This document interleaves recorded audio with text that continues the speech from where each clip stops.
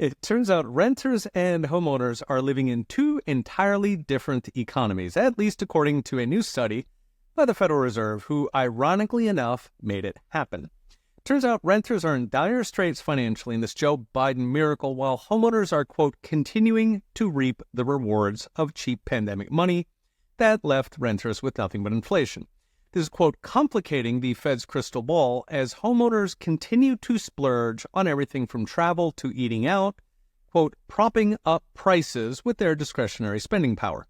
Of course, the Fed's money printers are what's propping up prices, but the robust homeowner spending means that the Fed is not seeing the distress.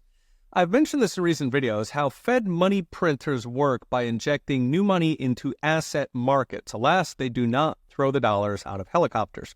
So pumping assets leaves the rich richer and the poor coping with inflation.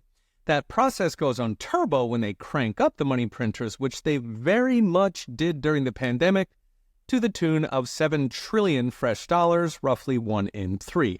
Hence the media's favorite economic theme these days, why Americans cannot see the glory of Bidenomics. After all, if you're a journalist at the New York Times or an economics professor at Harvard, everybody at your dinner parties owns a house.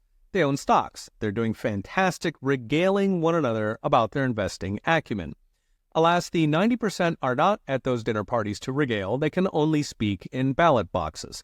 In raw numbers, the Fed report finds that nearly 1 in 5 renters fell behind on their rent in the past year, while rents have soared 20% since the pandemic, so coming to nearly $400 per month for the average renter.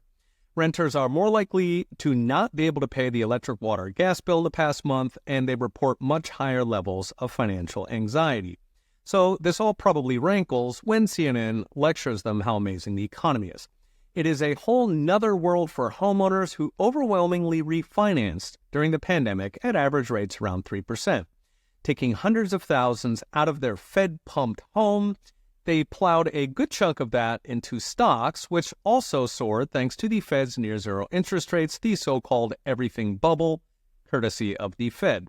So homeowners actually saved money compared to pre-pandemic.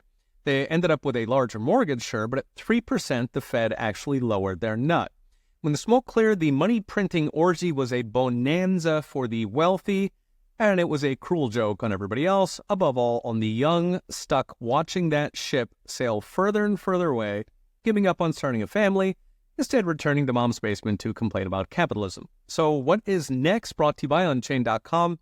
The rule of thumb in Washington is that the rhetoric is for the middle and working class voters, yet the policies are for the wealthy, because wealthy people donate.